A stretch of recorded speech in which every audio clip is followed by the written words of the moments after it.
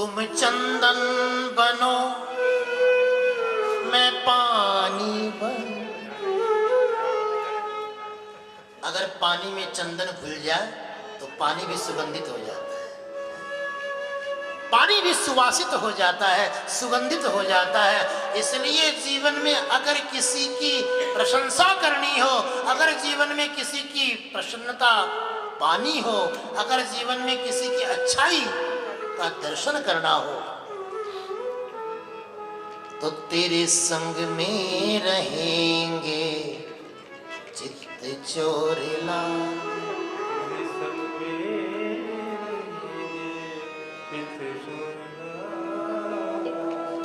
अन्य से दोष गुण चिंतन माशु मुक्त्वा आशु मुक्त्वा।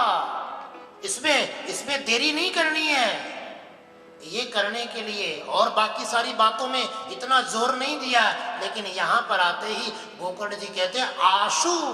आशु मतलब तत्काल। इस चीज के लिए आपको मुहूर्त नहीं देखना है कि पंडित जी बताओ मुहूर्त बताओ कब से हम ये करें। आशु मुक्त, अभी से ये संकल्प कर लो, आज के बाद हम न तो किसी की बुराई देखेंगे और न किसी की अच्छाई देखेंगे। अगर कोई बुरा भी, एक बात और बताओ, अगर कोई व्यक्ति बुरा भी है, उसकी निंदा करके या उसकी बुराई करके तुम उसको बदल पाओगे? नहीं बदलोगे। किसी का स्वभाव आप नहीं बदल सकते। इसलिए मैं तो कहता हूं अगर कोई बुरा लगता हो तो तुरंत अपने चिच्चोर लाल जी के पास जाओ और कहो ठाकुर जी वो थोड़ा बुरा है उसको सही कर दो, बस काम हो गया, हो जाएगा।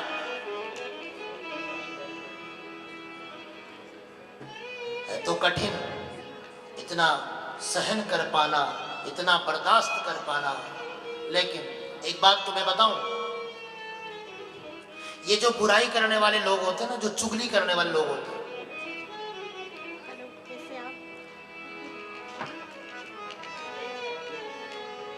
भगवान न करे कोई किसी की चुगली करे। मैं तो ये कहता हूं ठाकुर जी ऐसी कृपा करे कि कोई किसी की चुगली न। कहते हैं माता पुनाति हस्ताभ्याम निंदक है जिह्वयामलम। ये जो चुगली करने वाले होते हैं, जो निंदा करने वाले होते हैं, वो क्या करते हैं? वो हमारी बुराई करके, हमारी चुगली करके हमारी बुराइयों को साफ करते हैं। लेकिन फर्क इतना ही है कि एक माँ अपने बच्चे की गंदगी को साफ करती है अपने हाथों से, लेकिन ये चुगली करने वाले अपनी जीभ से साफ करते हैं। इसलिए भगवान न करे कोई किसी की चुगली नहीं करे। अन्य से दोष गुण चिंतन मास।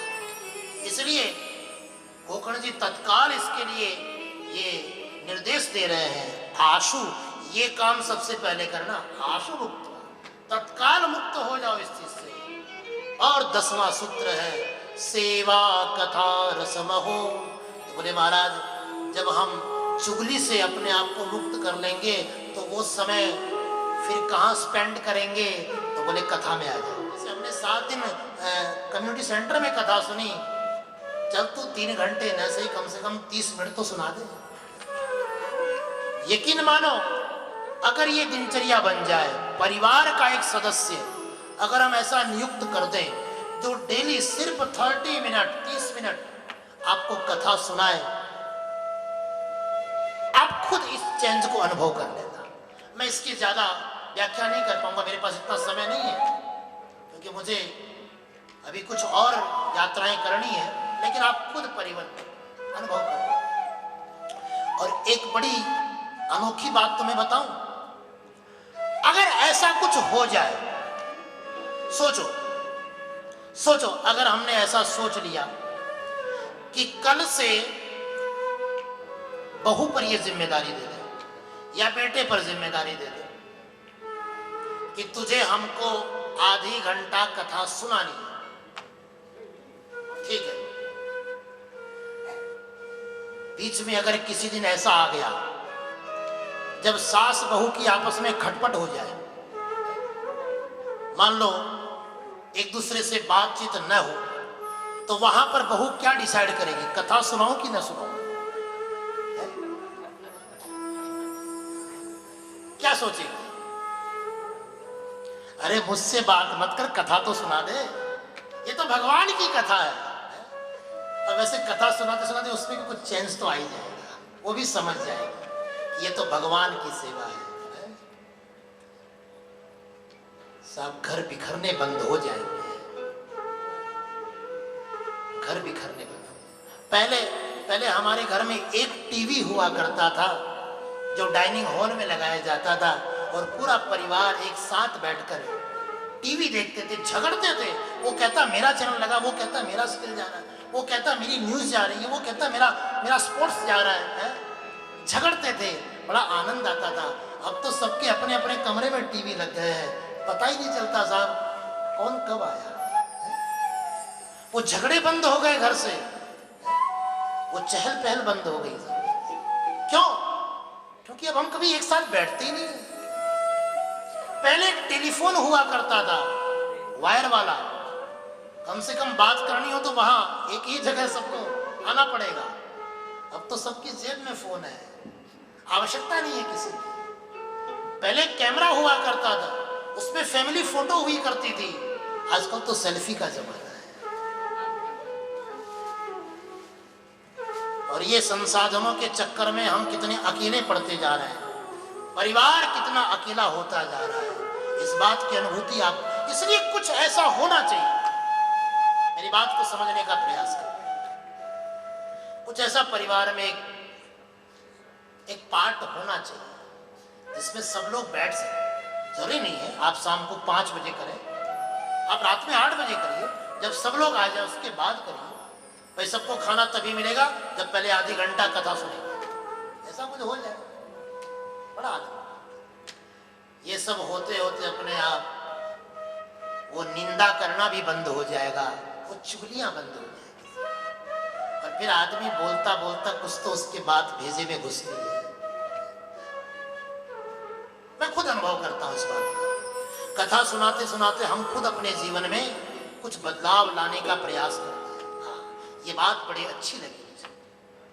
बदल जाता है जीवन साहब, बदल जाता है। और कथा ही एकमात्र वो जरिया है जो हमारे समाज की दूरियों को दूर कर सकता है, हमारी पारिवारिक दूरियों को दूर कर, हमारी वैचारिक दूरियों को दूर कर सकता है। इसका एकमात्र जरिया है कथा। और अगली बात जो मैं कहना चाह रहा हूं, वो बात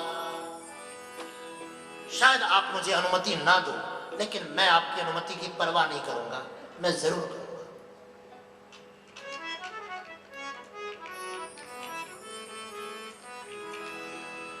इस दुनिया में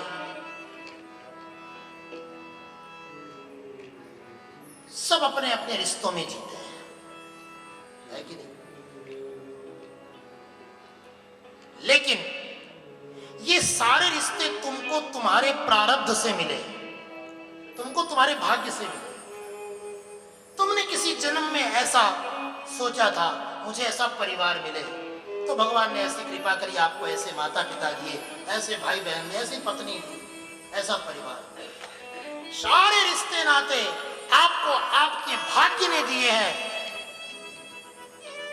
लेकिन मेरे चारों यजमानों को जो रिश्ता मिला है, ये भाग्य ने नहीं, वो इस भागवत ने दिए।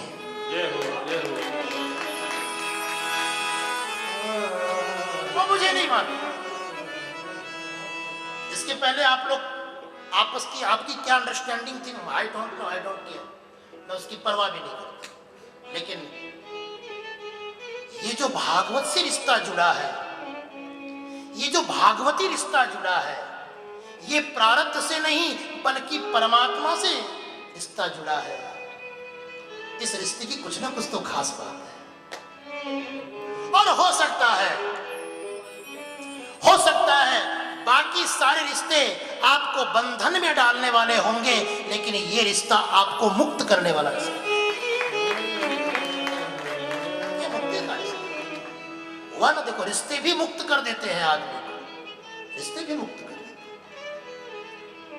और मुझे तो ये जैसे जैसे मतलब मैं सुनता हूँ, सब अपनी अपनी बात जब मुझसे शेयर करते हैं, हम इस तरह जुड़े, हम इस तरह जुड़े, हो सकता है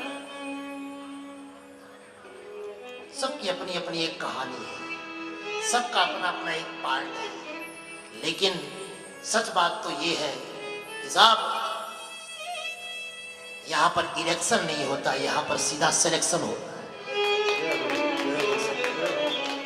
और अगर आपने इलेक्शन किया हो तो आप बता दो मुझे, मैं इस बात को मानने को तैयार ही नहीं। आपके इलेक्शन करने से ये योजना बनी है, ये मैं मानने को तैयार हूं। ये तो उसने सेलेक्ट किया है, उसने माथे पर हाथ रखा कि हमको ये चाहिए, हमको इनको साथी बनाना है। ये मुक्ति की बात, मुक्ति की 10 चर्चा भागवत जी के महात्म्य में। इसके बाद कुछ सप्ताह विधि की चर्चा हुई है। हरिद्वार में नारद जी के आयोजन में भगवान का प्राकट्य हुआ, इस बात की भी चर्चा होती है। जहां भगवान की कथा प्रारंभ होती है, भगवान ने ये वचन दिया है कि जहां कहीं भी भागवत की कथा होगी हम वहां निश्चित आएंगे। ये सत्य है। किस रूप में आएंगे, किस गेटअप में आएंगे, ये भगवान ने नहीं बताया है।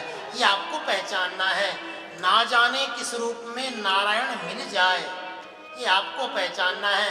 आपको वो किस रूप में दिखाई पड़ेगा वो जाने। लेकिन ये बात सत्य है। पद्म पुराण इस बात को पुष्ट करती है कि जब नारद जी भागवत जी की कथा के आयोजक बने और सनक, सनंदन, सनातन, सनत कुमार ये चारों ऋषि उस कथा का वाचन कर रहे थे, उस कथा के दिव्य माहौल को देखकर, उस कथा के दिव्य वातावरण को देखकर, वहां के लोगों की सुंदर संकीर्तनमयी बुद्धि को देखकर आखिर ठाकुर जी से रहा नहीं गया। भगवान तो कहते हैं ना हम वसामी वैकुंठे, न तो मैं वैकुंठ में रहता हूँ, न स्वर्गलोक में रहता हूँ, न सत्यलोक में रहता हूँ, न क्षीर सागर में रहता हूँ। तो कहाँ रहते हो? बोले मद भक्ता यत्र गायंती तत्र तिष्ठामि नारद। अरे नारद, जहां मेरे भक्त मेरा गान करते मैं वहीं आ जाता। तो भागवत के माध्यम से जो संकीर्तन का वातावरण बनता है, उस संकीर्तन के भाव को देखकर भगवान अपने आप को रोक नहीं पाते हैं और चले जाते हैं। तो नारद जी ने स्वागत किया। भगवान अकेले नहीं आए, अपने पार्षदों को साथ में लेकर आए। प्रह्लाद स्थानधारी तरलगतितया चोद्धव कांस्यधारी वीणाधारी सुरर्षे स्वर कुशलतया राग कर्तार्जुनो भू इंद्रो वादिन मृदंगम जय जय सुकराः कीर्तने ते कुमारा यत्राग्रे भाववक्ता सरसरचनया व्यासपुत्रो बभूव। देखो इतनी सुंदर विलक्षण व्याख्या है यहाँ पर, ध्यान से सुनिए। प्रह्लाद तालधारी, प्रहलाद जी ताली बजा रहे हैं, ताल बजा रहे हैं, झांझ बजा रहे हैं बड़ी सुंदर गति से। और उद्धव कांस्यधारी, उद्धव जी महाराज कांसे की थाली बजा रहे हैं। वीणाधारी सुरर्षि, नारद जी अपनी वीणा बजा रहे हैं। स्वर कुशलतया राग कर्तार्जुनोभूत, अर्जुन भगवान के परम प्रिय सखा अर्जुन भांति भांति की राग लाप रहे हैं। जैसे हमारे कलाकार भांति भांति की राग लेते हैं बीच बीच में, ऐसे देवराज इंद्र वहां बैठकर राग अलाप रहे हैं। अर्जुन भगवान के प्रिय सखा अर्जुन राग अलाप रहे हैं। इंद्रो वादिन मृदंगम, स्वयं देवराज इंद्र मृदंग बजा रहे हैं। मृदंग बजाकर उस सुंदर संकीर्तन की सेवा कर रहे हैं। और उन सबके मध्य सनकादिक श्रोताओं से संकीर्तन करा रहे हैं। और सबके मध्य उपस्थित भगवान वेदव्यास के पुत्र शुकदेव जी भागवत जी के मंगल श्लोकों का गान कर रहे हैं। ऐसा सुंदर वातावरण बना, उसको देखकर भगवान से रहा नहीं गया। तुरंत भगवान वहां उपस्थित हुए और नारद जी ने भगवान से एक ही वर मांगा। मैंने कहा भागवत सुनने का ध्येय थोड़ा स्पेशल होना चाहिए। ये छोटी मोटी दुकान मकान के चक्कर में तो भागवत सुननी नहीं। भागवत सुनने के लिए आपका ध्येय ऊंचा होना चाहिए। क्या है नारद जी का ध्येय? क्या है? नारद जी कहते हैं, प्रभु आपने बड़ी कृपा की जो भागवत जी में दर्शन दिया। भगवान ने कहा, नारद तुम्हारे आयोजन से हम बड़े प्रसन्न हैं, मांगो क्या वरदान चाहते हो। तो नारद जी कहते हैं, नगाह गाथासु त सर्व भक्ति रेविस्त्वया भाव्यमिति प्रयत्नात् मनोरथोयम परिपूर्णनीय तथेति चोक्त्वान्तरदीयता। नारद जी कहते हैं, प्रभु हमको ऐसा वचन दो, आज के बाद इस धरती पर जब जब भगवान की कथा हो वहां वहां आप जरूर पधारेंगे। अब वो कथा कैसी भी हो, वो चाहे कथा कहीं भी हो, वो कथा चाहे गोल्फ लिंक्स के कम्युनिटी सेंटर में हो, चाहे वो आपके घर में हो, चाहे वो वृंदावन में हो, चाहे वो हरिद्वार में हो, चाहे वो देश में हो, चाहे वो परदेश में हो, चाहे वो विदेश में हो, या तुम्हारे अपने घर में हो, जहां कहीं भी भगवान की कथा का प्रारंभ होगा, भगवान कहते हैं वहां के संकीर्तन को देखते ही हम तुरंत वहां आ जाएंगे। अब कोई पहचाने न पहचाने वो उसमें। और वैसे भी सत्संग में ज्यादा लाव लश्कर लेकर जाना भी नहीं चाहिए आदमी, है ना, उससे व्यवधान होता है। जो लोग समझदार होते हैं वो ज्यादा प्रदर्शन नहीं करते, अपना शांति से आते हैं कथा सुनने के लिए, कथा सुनते हैं और चले जाते। ये तरीका है। वहां जाके अपना क्या प्रभुत्व दिखाना, वहां जाके क्या अपना वैभव दिखाना, ऐसी व्यवस्था है। तो भगवान ने ये वचन दिया कि जब जब हमारी कथा का गुणगान होगा वहां वहां हम आएंगे। फिर कुछ मुहूर्त की चर्चा हुई, कुछ विधि निषेध की बातें हुई, कथा सुनने वालों को किन किन नियमों का पालन करना चाहिए, कैसे खान पान करना चाहिए, किस तरह का जीवन यापन करना चाहिए, आपकी जीवन शैली कैसी होनी चाहिए, इन सब बातों की चर्चा भागवत जी के महात्म्य के 6ठे अध्याय में होती है। और फिर उसके बाद में श्रीमद् भागवत में प्रवेश होता है। मंगलाचरण के 3 श्लोक भागवत जी में प्रवेश करा रहे हैं। आइए ध्यान से भागवत जी की मंगलाचरण करते हुए भागवत जी में प्रवेश करते हैं। एकाग्र होकर अपने कमर को बिल्कुल सीधा करके बैठें और मन ही मन अपने ठाकुर जी के चरणों में प्रणाम करते हुए इस मंगलाचरण को करते हुए भागवत जी में प्रवेश करते हैं। मैंने कल भी कहा था, फिर दोहरा दूं, मंगलाचरण सबको करनी चाहिए। ऐसा नहीं है कि खाली व्यास जी कथा में बैठे और व्यास जी 2-4 श्लोक बोल के अपनी मंगलाचरण करें और आप लोग अपनी बातों का सिलसिला पूरा करो, ऐसा नहीं है। आपको भी वहां मंगलाचरण करना चाहिए। मंगलाचरण क्यों करना चाहिए? इसलिए करना चाहिए कि जो कार्य करने के लिए आप बैठे हैं उसमें किसी प्रकार का विघ्न ना हो। और एक बात और मैं अपनी व्यासपीठ से कहना चाहूंगा, ये मंगलाचरण सिर्फ भागवत की कथा के लिए नहीं है, तुम्हारे जीवन की व्यथा के लिए भी है। आप रोजाना जब अपने दिन की शुरुआत करते हैं तो थोड़ी देर के लिए अपने पूजा घर में जाकर एकाग्र होकर, एकांत में बिल्कुल तत्चित्त होकर अपनी मन बुद्धि को एकाग्र करके आपको मंगलाचरण करना चाहिए। यकीन मानिए, यदि आप ऐसी दिनचर्या में जी रहे हैं तो आपका दिन बड़े आनंद से बीतेगा। ये मेरी व्यासपीठ का दावा है।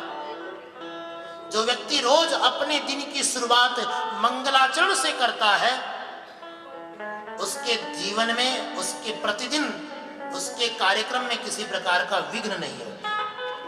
इसलिए मैं चाहता हूं आप सब भी मेरे साथ भागवत जी के इन 3 श्लोकों का मंगलाचरण करें। जो बोल नहीं सकते वे मौन होकर अपने आराध्य का चिंतन करें, और जिनको श्लोक याद हो, जो बोल सकते हैं वो बोले। जन्माद्यस्य यतोऽन्वयादितरत चार्थे स्वभिघ्नस्वरा तेने ब्रह्महृदायादिकवये मुह्यन्ति यत्सूरयः तेजो वारिमृदां यथा विनिमयो यत्र त्रिसर्गो मृषा धाम्ना स्वेन सदा निरस्तकुहकम् सत्यं परं धीमहि धर्मः प्रोज्झित कैतवोऽत्र परमो निर्मत्सराणां सताम् वेद्यं वास्तवमत्र वस्तु शिवदम् तापत्रयोन्मूलनम् श्रीमद्भागवते महामुनिकृते किं वा परैरीश्वर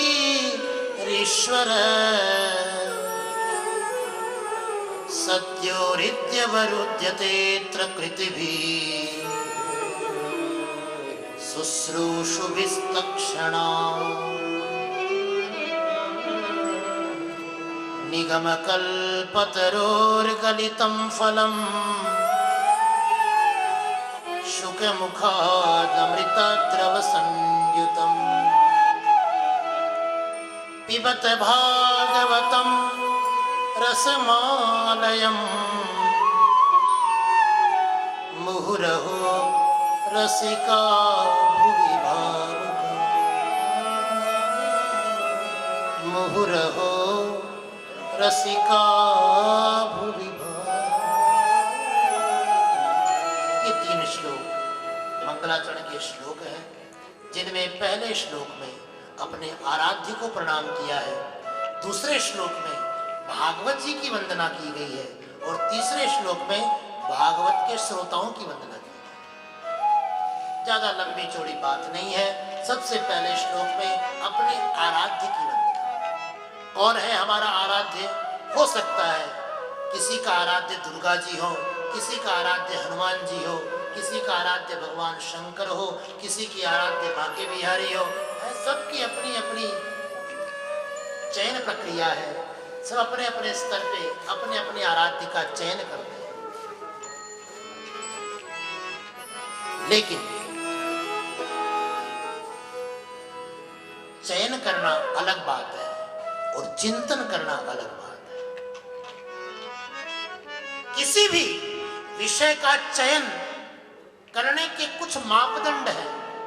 आपके अपने कुछ मापदंड हैं। मैंने हनुमान जी की पूजा की तो मेरे जीवन में चमत्कार हो गया। मैंने भगवान शंकर की पूजा की तो मेरे व्यापार में लाभ हो गया। मैंने दुर्गा जी की आराधना की तो मेरी बेटी का विवाह हो गया। इसको देखकर देवता का चयन करना ये अलग बात है। लेकिन मैं प्रत्येक अवस्था में जिसका चिंतन करता हूं, जो हमेशा मेरे नजदीक है, मैं जब भी दुखी होता हूं सिर्फ उसको याद करता हूं, और मैं जब सुखी होता हूं तब भी उसको याद करता हूं। वो मेरा आराध्य है, वो मेरा इष्ट देवता है।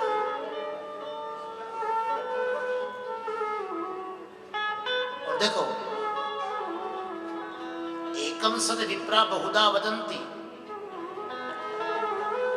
देखा जाए तो सत्ता तो एक ही है, लेकिन दिखने वाले को अपने अपने एंगल से अलग अलग दिखाई पड़ते है ना। सोचना, व्यक्ति एक ही है लेकिन अपने ही घर में उसकी अलग अलग पहचान है। एक पत्नी के लिए वो पति है, बेटे के लिए वो पिता है, बहन के लिए वो भाई है, भतीजे के लिए वो चाचा है कि नहीं? कोई उसको पति से संबोधित कर रही है, कोई उसको पिता से संबोधित कर रहा है, कोई भैया से संबोधित कर रहा है, कोई चाचा से संबोधित कर रहा है, कोई मामा मौसा से संबोधित कर रहा है। नाम अलग अलग है लेकिन व्यक्ति तो एक ही है कि नहीं? उसी तरह सत्ता तो एक ही है, बस नाम बदल जाते हैं। कोई उसको दुर्गा जी कह रहा है, कोई उसको हनुमान जी कह रहा है, कोई उसको बालाजी कह रहा है, कोई मदन मोहन कह रहा है, कोई भैरव जी कह रहा है। सबके अपने अपने, जिसको जैसी उपयोगिता है उसके अनुसार वो उसको पुकार रहा है। इसलिए एकम सद विप्रा बहुधा वदंती, है तो एक ही, लेकिन हम बहुत से रूपों में उसका अनुभव करते हैं। ये हमारा विजन ऑफ एंगल है, हमारे देखने का नजरिया है, वो इतना नहीं है। भागवत की भाषा में अगर मैं कहूं तो उसको यहां पर सत्य कहकर संबोधित किया गया है। सत्यम परम धीमहि, ऐसा नहीं कहा रामम परम धीमहि, दुर्गाम परम धीमहि, शिवम परम धीमहि, कृष्णम परम धीमहि, ऐसा कुछ नहीं कहा। वेद व्यास जी कहते हैं सत्यम परम धीमहि, सत्यम परम। हम सब किसका ध्यान करते हैं? बोले हम सब सत्य का ध्यान करते हैं। और मुझे नहीं लगता, चाहे वो कोई भी धर्म हो, चाहे वो कोई भी संप्रदाय हो, चाहे वो कोई भी विचारधारा हो, सभी के लिए अपना आराध्य सबसे पहले सत्य है। उन सबके लिए अपना आराध्य सत्य है। इसलिए भागवत जी में किसी प्रकार की विचारधारा को सीमित नहीं किया। जितने भी लोग बैठे हैं वे सब अपने अपने आराध्य की कथा सुनने के लिए बैठे। यहां सत्य की चर्चा है और वो सत्य कोई भी हो सकता है। कैसा है वो सत्य? जन्म से लेकर संहार तक की जो क्रियाएं हैं वो सब उसी के द्वारा होती है,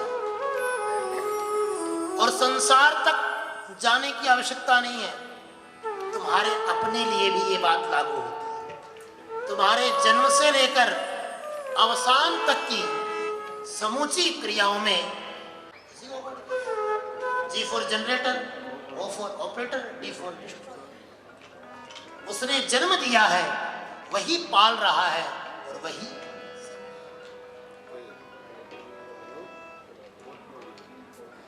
तेने ब्रह्म हृदय आदि कवये, उसी ने ब्रह्मा जी को जन्म दिया है, ब्रह्मा जी को वेदों का ज्ञान दिया है।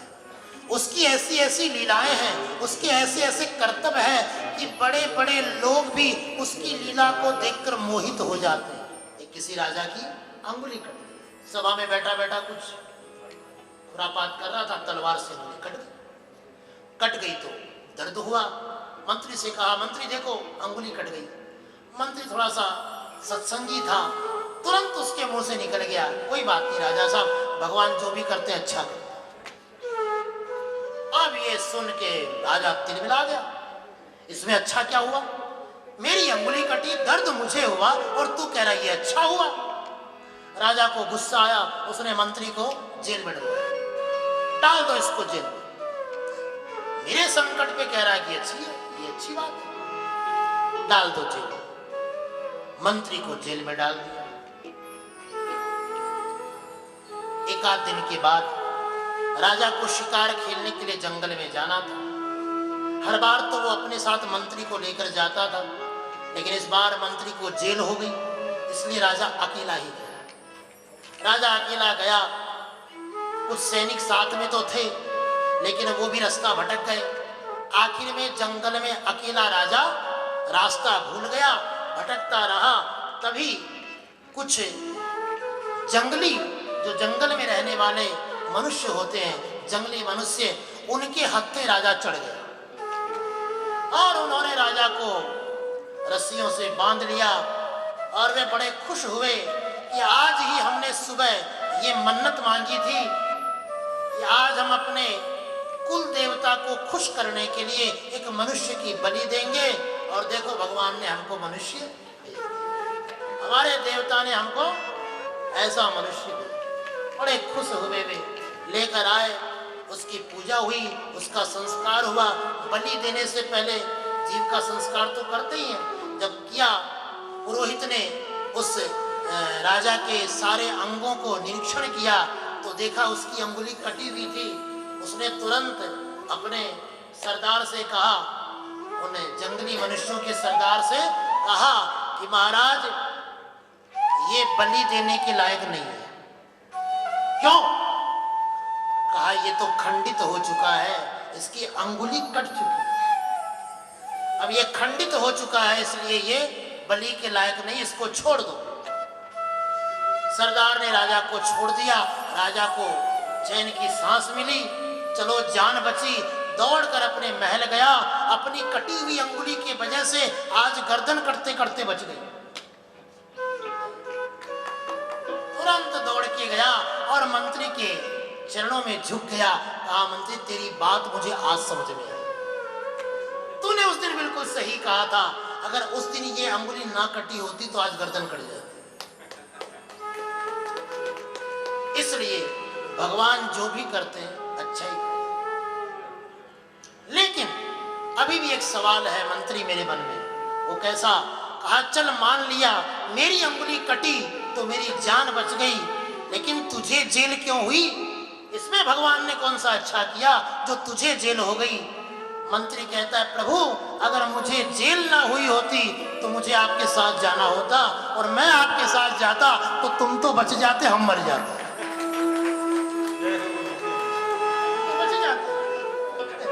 तुम्हारी तो अंगुली कटी है, हमारी थोड़े कटी है, हमको तो गर्दन कटवानी पड़ी। इसलिए भगवान जो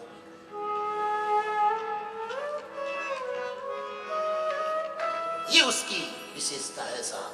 हमें उस समय पता नहीं चलता है हमारे साथ ऐसा क्यों हो रहा है, लेकिन जब तुम वो घड़ी बीत जाती है, उसके बाद जब तुम उस सीन के दर्शक बनते हो, तब तुमको समझ में आता है हाँ उस दिन मेरे साथ जो हुआ वो अच्छा हुआ।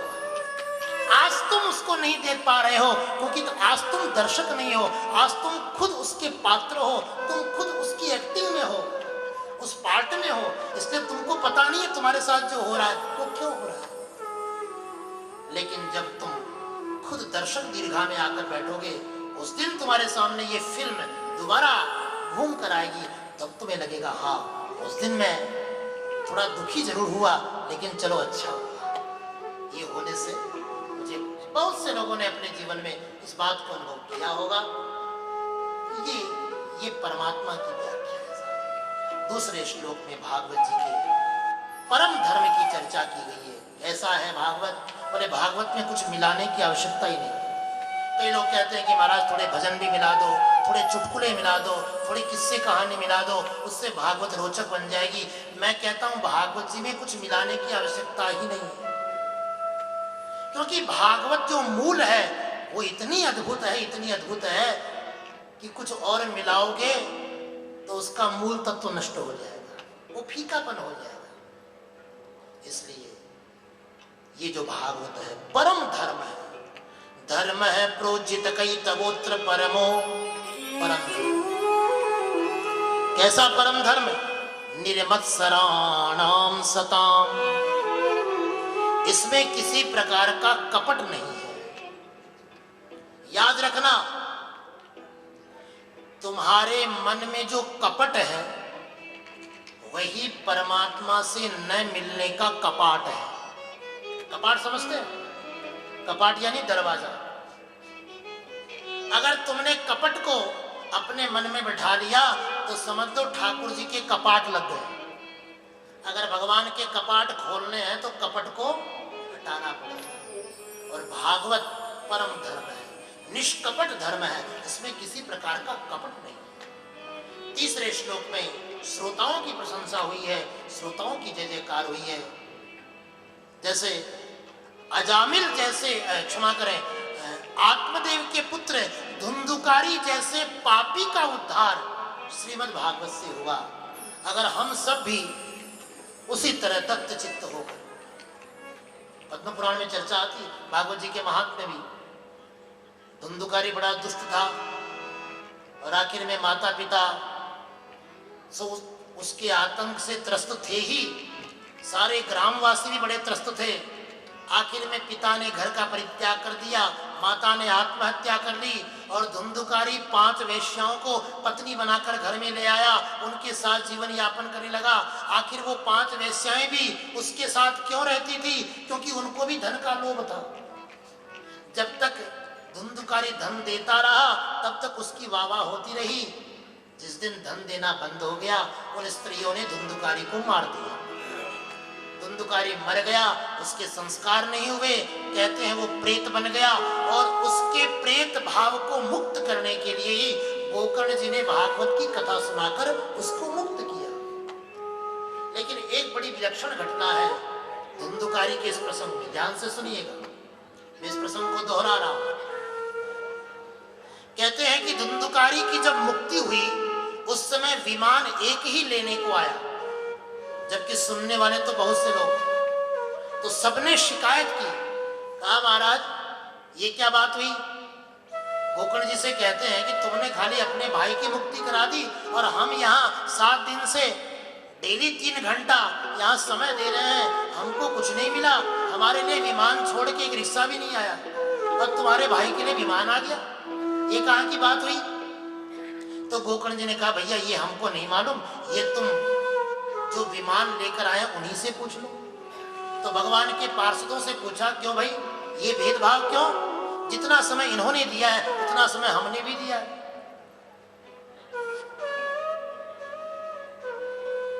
भगवान के पार्षद कहते हैं कि समय तो तुमने दिया है, लेकिन कथा सुनना और कथा को सहेजना दोनों में फर्क है। कथा को सुनने वाले बहुत से लोग हैं, लेकिन कथा को सहेजने वाले 2-4 ही मिले। श्रवणस्य विभेदेन, सुनने में भेद हुआ है। कैसा भेद हुआ है, ध्यान से सुनिएगा। आप सब लोग सुनने के लिए बैठे हैं, इसलिए मैं आपको ये बात दोबारा रिपीट कर रहा हूं। यद्यपि इस प्रसंग को मैं सुना चुका हूं, लेकिन कुछ बातें बार बार कहने से दोष नहीं है, हो सकता है कुछ नई बात निकल कर आ जाए। क्या कहते हैं सुनिए। अदृढ़ं च हतं ज्ञानं प्रमादेन हतं श्रुतं संदिग्धो हि हतो मंत्रो व्यग्रचित्तो हतो जपः। सिर्फ कथा सुनने की ही बात नहीं है, कौन से कर्म में क्या भूल होने से वो कर्म अपना प्रतिफल हमको नहीं देता है, ये समझने के लिए बात है। अदृढ़ं च हतं ज्ञानं, यदि आदमी के पास कोई जानकारी हो लेकिन उस जानकारी में ठोस बात न हो, उस पर विश्वास न हो, उसमें दृढ़पन न हो, तो आपको अगर कोई ज्ञान है भी तो वो अधूरा है। अपने ज्ञान को पहले मजबूत कीजिए। अदृढ़ं तु हतं ज्ञानम, यदि ज्ञान दृढ़ नहीं है तो आपका ज्ञान बेकार है। अपने ज्ञान को पुष्ट कीजिए, अपने ज्ञान को परिपक्व कीजिए, या तो किसी ग्रंथ के प्रमाण से या उसको अनुभव के प्रमाण से उसको पक्का कीजिए। सिर्फ बोलने से नहीं होता है। एक बड़े अच्छे कवि की बात सुनाऊं आपको। कहा है अच्छी बात, लिखने लायक बात तो सुनना, हो सके तो अपने दिमाग में लिख लेना, व्हाट्सएप पर शेयर भी कर देना।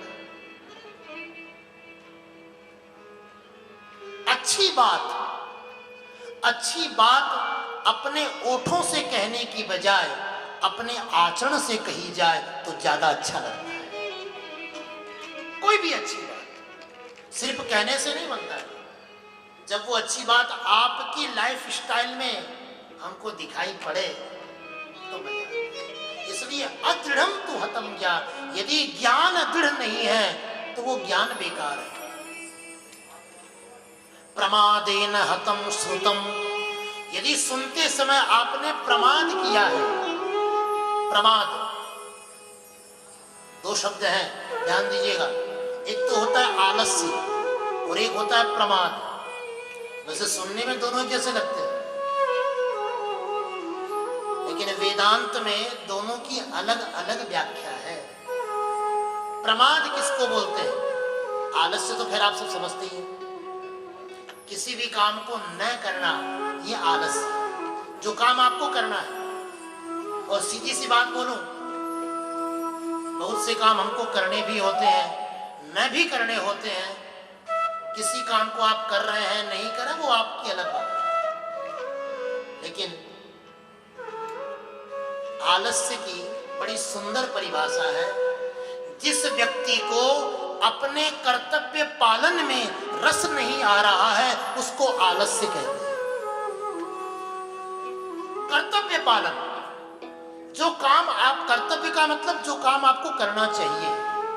आप 3 घंटे के लिए कथा सुनने का समय लेकर आए, आपने अपने घर वालों से कहा होगा या किसी से भी आप परमिशन अगर लेते हो तो, या हो सकता है अपने आप से ही परमिशन लेकर आए हो कि चलो कथा सुनने चलो। सोच रहे होंगे अरे महाराज तुमने कहाँ टोक दिया हमको, काम में लगे थे, कहाँ सब डिस्टर्ब कर। इससे बढ़िया मैं तो कह रहा हूँ जाओ ना पार्क में बैठो, इतना सुंदर पार्क है,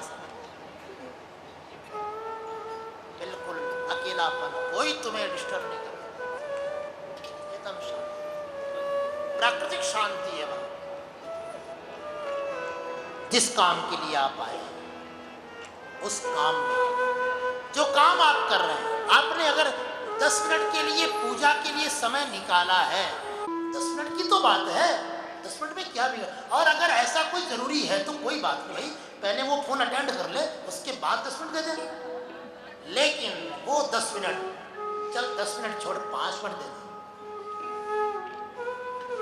गोस्वामी जी तो कहते हैं एक घड़ी आधी घड़ी, आधी में पुनियाद।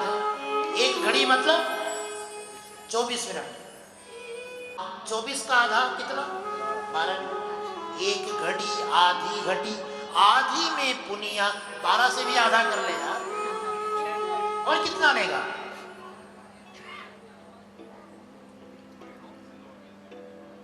कम से कम एक श्लोक का तो नित्य पाठ किया करो। किसी ने कहा एक श्लोक में कितना समय लगेगा महाराज, पहले ये बताओ हमको कैलकुलेट करके। अगर अनुष्टुप छंद का श्लोक पकड़े तो उसमें 32 अक्षर, अनुष्टुप छंद के श्लोक में 32। अब देख लो 32 अक्षरों को बोलने में कितना समय लगता है, बोल के देखो। एक श्लोक है, उससे हम लोग कीर्तन करते हैं ना, सब लोग बोलना कोशिश करना, पहले सुनना, फिर जिसको याद हो वो साथ भी बोल सकते। वसुदेव सुतं देवं कंस चाणूरे मर्दनम, देवकी परमानंदम, कृष्णं वंदे जगद्गुरुं। गाओ कृष्णं वंदे जगद्गुरुं। ये एक श्लोक, थोड़ी देर के लिए इसको संकीर्तन करेंगे, थोड़ी देर, ज्यादा नहीं। वसुदेव सुतं देवं कंस चाणूर मर्दनम, देवकी परमानंदम, कृष्णं वंदे जगद्गुरुं, कृष्णं वंदे जगद्गुरुं। वसुदेव सुतं देवं कंस चाणूर मर्दनम, देवकी परमानंदम, कृष्णं वंदे जगद्गुरुं। गाओ कृष्णं वंदे जगद्गुरुं, हो गाओ कृष्णं वंदे जगद्गुरुं, हो गाओ कृष्णं वंदे जगद्गुरुं। वसुदेव सुतं देवं कंस चाणूर मर्दनम, देवकी परमानंदम, कृष्णं वंदे जगद्गुरुं। गाओ कृष्णं वंदे जगद्गुरुं। ये एक श्लोक है, कितना समय लगा इसे बताओ, आप बताओ कितना समय लगा। इतना समय तो दे ही सकते हो। भागवत तो कहते हैं एक श्लोक का नित्य पाठ कर लिया कर, उसी से तेरा काम हो जाए। तो इसमें कितना समय, लेकिन ध्यान रखना इस एक श्लोक में न तो आलस्य होना चाहिए और न प्रमाद होना चाहिए। प्रमाद किसको बोलते हैं, आलस्य तो तुमने समझ लिया, प्रमाद किसको बोलते हैं। अपने कर्तव्य में तुमको सावधानी नहीं है अपने कर्तव्य में असावधान रहना ये प्रमाद है। अपने कर्तव्य के प्रति असावधान रहना ये प्रमाद है। अपने कर्तव्य में रस नहीं लेना ये आलस्य है, और अपने कर्तव्य में असावधानी रखना ये प्रमाद है। लेकिन ख्याल रखना, एक ही श्लोक कहना, लेकिन इन दोनों चीजों से परे रहना।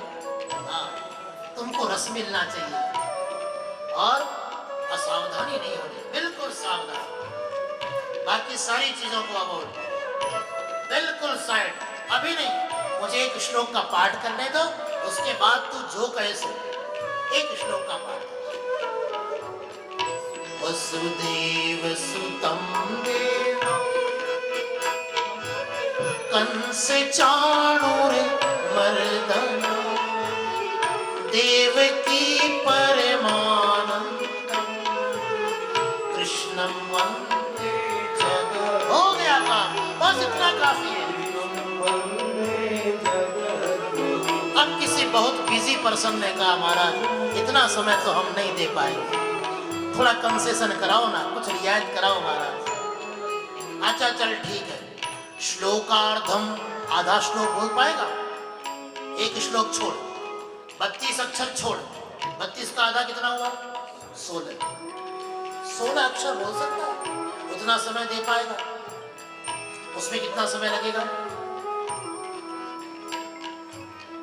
देवकी परमानंदम कृष्णं वंदे जगद्गुरुं कृष्णं वंदे। बस हो गया काम।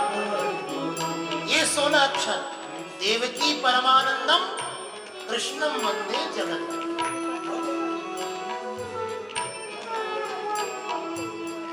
किसी ने कहा महाराज हम तो ऑफिस जाने के बिल्कुल जस्ट कुछ मिनटों पहले तो सोकर उठते हैं, इतना समय हमारे पास है। इसमें भी कुछ है गुंजाइश, है ना? इसमें भी है। श्लोकार्धम श्लोक पादम वा, आधा श्लोक भी न बोल सकता हो तो आधे का आधा कर ले, हो गया। पूरा श्लोक कितने अक्षर का? 32 अक्षर। आधा श्लोक कितने अक्षर का? 16 अक्षर का। और उससे आधा कितने अक्षर का? 8 अक्षर। और वो 8 अक्षर कौन से? कृष्णं वंदे जगत्, गाओ कृष्णं वंदे जगद्गुरुं। ओ गाओ कृष्णं वंदे, गाओ गाओ, ओ गाओ कृष्णं वंदे जगद्गुरुं। वसुदेव सुतं देवं कंस चाणूरमर्दनं देवकी परमानंदं कृष्णं वंदे जगद्गुरुं। ओ गाओ कृष्णं वंदे जगद्गुरुं। ओ गाओ कृष्णं वंदे जगद्गुरुं। ओ गाओ कृष्णं वंदे। वसुदेव सुतं देवं कंस चाणूरमर्दनं देवकी परमानंदं कृष्णं वंदे जगद्गुरुं। गाओ कृष्णं वंदे जगद्गुरुं। ओ गाओ कृष्णं वंदे जगद्गुरुं। कृष्णं वंदे जगद्गुरुं। ओ गाओ कृष्णं वंदे जगद्गुरुं। गाओ कृष्णं वंदे जगद्गुरुं। ओ गाओ कृष्णं वंदे जगद्गुरुं। ओ गाओ कृष्णं वंदे।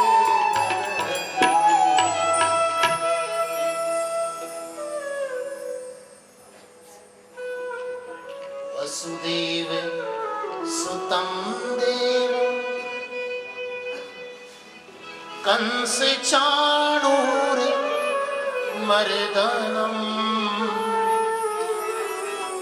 देवकी परमानंदं कृष्णं वंदे अगर किसी को एक श्लोक गाने का अवसर हो तो एक श्लोक गा लो, आधा श्लोक गाने का अवसर हो आधा गा लो, और उससे भी आधा गाने की इच्छा हो तो ये भगवान के नाम, ये भगवान के नाम अवतार की दयालुता है। ये व्यवस्था नहीं है साहब। ऐसा नहीं कह रहे हैं कि आपको आधा ही गाना है, ऐसा मत समझ लेना। आपको आधे से आधा ही गाना है, ऐसा भी मत समझ लेना। ये भगवान के नाम की दयालुता है कि इतना भी करने से तुम्हारा काम हो जाए। अगर आप इतना भी कर लेते हैं तो आपका काम, इसलिए प्रमाद न हो, आलस्य। अगर आपको 3 घंटे बैठने का अवसर नहीं हो, कोई बात नहीं, आप 30 मिनट बैठो, कथा में 30 मिनट बैठो, लेकिन वो 30 मिनट आपको रस मिलना चाहिए।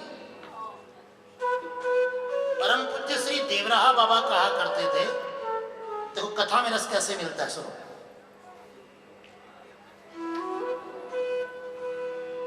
बाबा कहा करते थे, बोले कथा में 3 तरह के श्रोता आते हैं।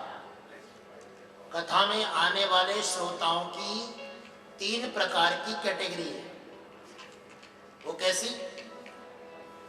तो बोले एक तो बकरी के जैसे आते हैं, जैसे बकरी पानी पीने के लिए आती है वैसे। कभी देखा बकरी को पानी पीते हुए? नहीं देखा। कोई गांव वाले से पूछा, बकरी किसी तालाब में पानी पीने जाती है तो बकरी का एक तरीका होता है, वो कभी भी पानी में खड़ी नहीं होती है, वो हमेशा पानी के ऊपर वाली सीढ़ी पर खड़ी होती है और गर्दन झुकाकर पानी पीती है और चली जाती है। कोई हलचल नहीं, बिल्कुल शांति से आती है और चली जाती है।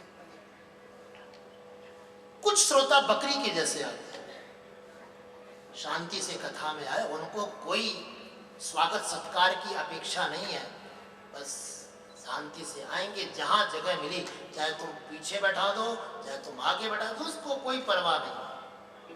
वो यही चाहता है कि कोई एकांत मिलना चाहिए, उसको ज्यादा भीड़ भड़के से मतलब नहीं। कथा सुनने बैठूंगा, कल को बगल वाला अपनी बातों में, अपनी व्यथा में उलझा देगा, तो 3 घंटे बेकार हो जाएंगे उसके चक्कर में। इसलिए वो यही चाहता है कोई एकांत। हमारे बंगला में एक भजन है, सिर्फ एक लाइन गुनगुनाऊंगा सिर्फ, क्योंकि हो सकता है आप लोग उसको समझ ना पाए, लेकिन अगर कोई बंगला व्यक्ति अगर यहाँ बैठा हो बंगाल में, तो उसको समझने का प्रयास करें। एक लाइन। बंगाल में श्यामा संगीत होता है। देखो ठाकुर जी कृपा है, इस व्यासपीठ को ठाकुर जी की ऐसी कृपा है,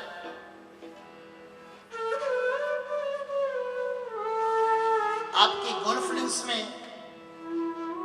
हिंदी भाषी भी होंगे, मारवाड़ी भाषी भी होंगे, भोजपुरी बिहारी भाषी भी होंगे, गुजराती भाषी भी होंगे, बंगाली भाषी भी होंगे। ऐसे ही हमारी व्यासपीठ का ये आनंद है कि हम भी आपको हर भाषा का गान सुना सकते। इसका आनंद हम देंगे, आप थोड़ा थोड़ा देंगे। बंगला में श्यामा संगीत की एक बात है, हमारे एकटू जाएगा दाओ माए मंदिरे बसू, माए मंदिरे बसू, आमी अनाहुत एकजन, आमी अनाहुत एकजन, अनाहुत एकजन,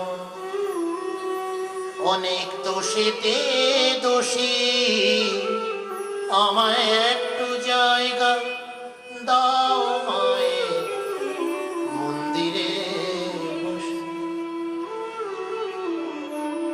इसका भाव क्या है मैं विस्तार से फिर कभी सुनाऊंगा, लेकिन भाव ये है, আমায় একটু জায়গা দাও। हमको ज्यादा लंबी चौड़ी व्यवस्था नहीं चाहिए, हमको तुम्हारा तामझाम नहीं चाहिए, हम तो एकांत में किसी कोने में बैठ जाएंगे और वहीं से आने, जैसे बकरी पानी पीने के लिए और बिल्कुल शांति से पानी पीने के लिए, पता ही नहीं चलता है, तालाब को भी पता नहीं चलता है कब बकरी आई पानी पी के चली गई, इतनी शांति से। दूसरी कोटि के, दूसरी श्रेणी के जो श्रोता होते हैं, वो गाय के जैसे पानी पीते हैं। कभी पानी पीते हुए देखा है? गाय जब तालाब में जाती है पानी पीने के लिए तो थोड़ा अपने आप को पानी में भिगो लेती है, यानी अपने आगे के दोनों पैरों को पानी में खड़ा कर लेती है और गर्दन झुका के पानी पी लेती है। अर्थात थोड़ी उस जल की शीतलता अपने शरीर को भी देती है। इसलिए कुछ लोग कथा सुनने के लिए आते हैं तो थोड़ा रस भी लेते हैं, जहाँ गाने को मौका मिल जाए वहाँ गा भी लेते हैं, जहाँ नाचने की इच्छा हो जाए वहाँ नाच भी लेते हैं, कोई हंसने की बात आ जाए तो हंस भी लेते हैं, और कभी कभी ठाकुर जी रुला दे तो रो भी लेते हैं। भाव में रुदन नहीं होता है। मेरे गुरु जी कहा करते हैं, अगर आप कथा में कीर्तन कर रहे हो, अगर आपकी जिह्वा से, आपकी वाणी से कथा में कीर्तन हो रहा है, इसका मतलब भगवान कृष्ण की तुम पर बड़ी कृपा है। अगर आप कथा में आपका मन कीर्तन करने को कर रहा है, इसका मतलब ठाकुर जी की कृपा है तुम्हारे ऊपर। ठाकुर जी तुमसे कीर्तन करवा रहे हैं। और अगर कथा में तुम भाव में आकर कभी कभी आंसू बहा देते हो तो समझना ठकुरानी जी तुमको आंसू बहा रही। ये ठकुरानी जी की कृपा है, ये किशोरी जी की कृपा है, ये राधा रानी की कृपा है कि कभी कभी भाव में आदमी रो पड़ता है। और देखो, रोना जरूरी नहीं कि आप दुखी हो तभी आंसू आए, कभी कभी आदमी खुश होता है तो भी आंसू आते हैं। खुशी अपनी चरम सीमा पर होती है तो आदमी की आंखें ढलक जाती है। तो कुछ श्रोता गाय की तरह आते हैं, कथा भी सुनते हैं, थोड़ा रस भी लेते हैं। जैसे गाय थोड़ा अपने आप को डुबोती है पानी में, जल में, वैसे थोड़ा वो भी अपने आप को डुबोते हैं।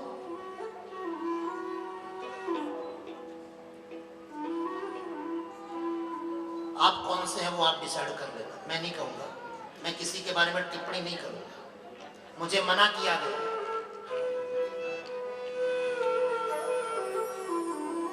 और तीसरे श्रोता के बारे में सुनना चाहोगे? जो थोड़ा सस्पेंस होता है ना, उसमें आदमी को ज्यादा रुझान होता है, पता नहीं क्या होगा इसका। चलो, तीसरा श्रोता बड़ा स्पेशल है। कहते हैं बाबा कि कुछ श्रोता, यानी तीसरी श्रेणी के जो श्रोता आते हैं वो भैंस की तरह पानी पीने आते हैं। कहीं भैंस तो पानी पीते हुए देखा नहीं? देखा हो, मैं बताता हूं। भैंस जब तालाब में जाती है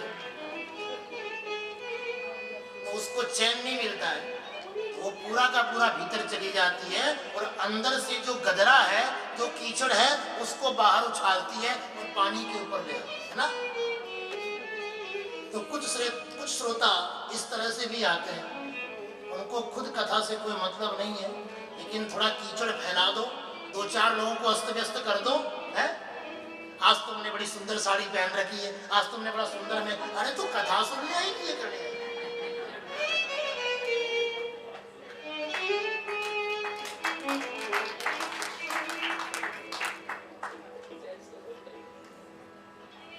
अपनी अपनी नेम प्लेट आप लगा लेना, आप कौन से हैं। मैं नहीं लगाऊंगा, मुझे मना किया गया।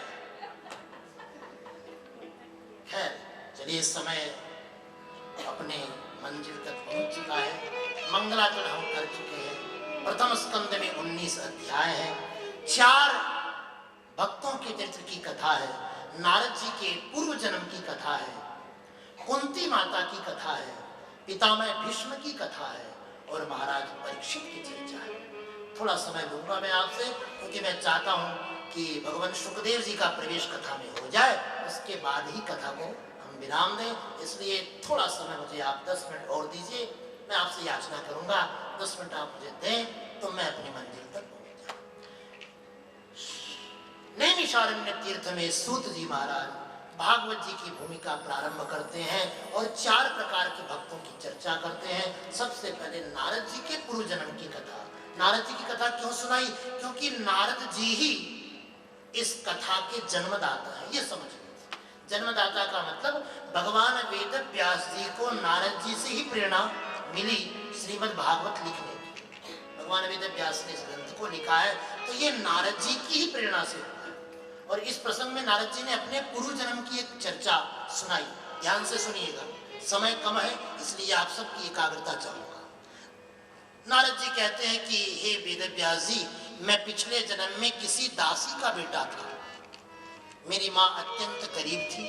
किसी मंदिर में सेवा करके मेरा और खुद का जीवन यापन करती थी। बचपन से मैं भी अपनी माँ के पीछे पीछे उस मंदिर में चला जाया करता था और माँ के काम में हाथ बटाता था।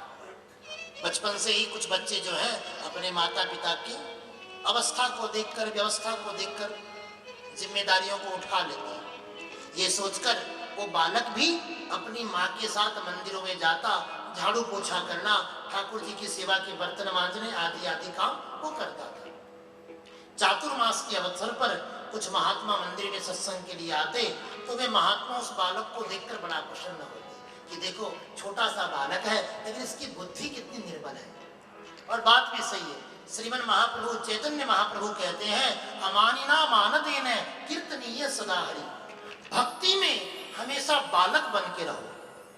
यदि तुम चाहते हो भक्ति में हमको कैसे रहना है, तो ये बात श्रीमन महाप्रभु कहते हैं अपने शिक्षाष्टकम में, अमानिना मानदेन। एक बालक के जीवन में मान अपमान की अनुभूति नहीं होती।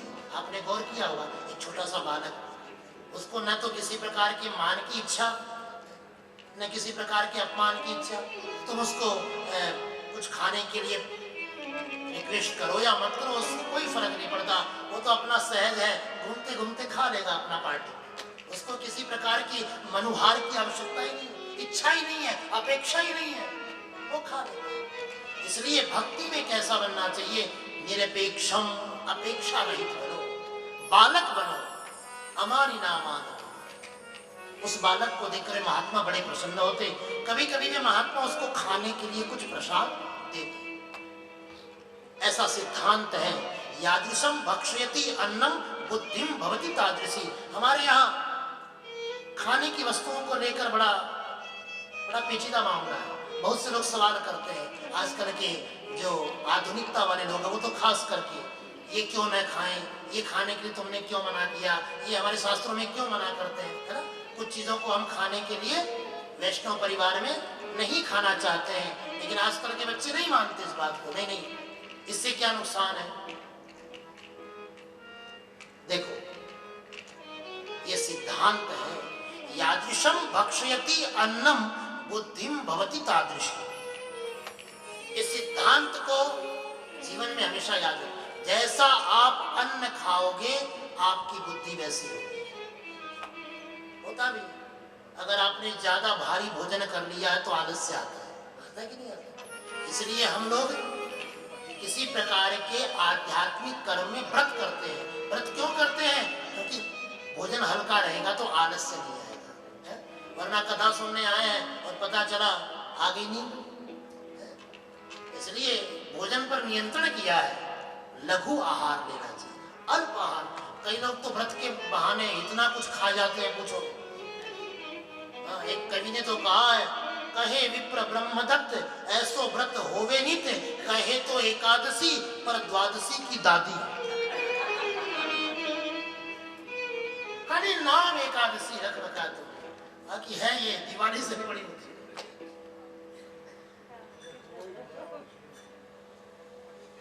समय कम है, फिर हो चुके, फिर कभी, फिर एकादशी, फिर बाबा जी करें इसको पूरा सुनाइए, फिर कभी आज थोड़ा समय व्रत करें। जैसा आप अन्न खाते हो आपकी बुद्धि वैसी हो। और यदि यकीन ना हो तो योग करके देखो। और डॉक्टर भी इस बात को स्वीकार करते,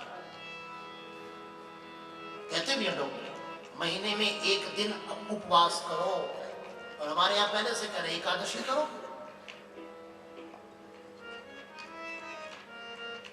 वे महात्मा उस बालक को कुछ प्रसाद देते। वो प्रसाद खाने से उस बालक की बुद्धि बड़ी निर्मल हो गई। महात्माओं ने उस बालक को नाम दिया गोपाल। और गोपाल बड़े आनंद से महात्माओं की सेवा करता।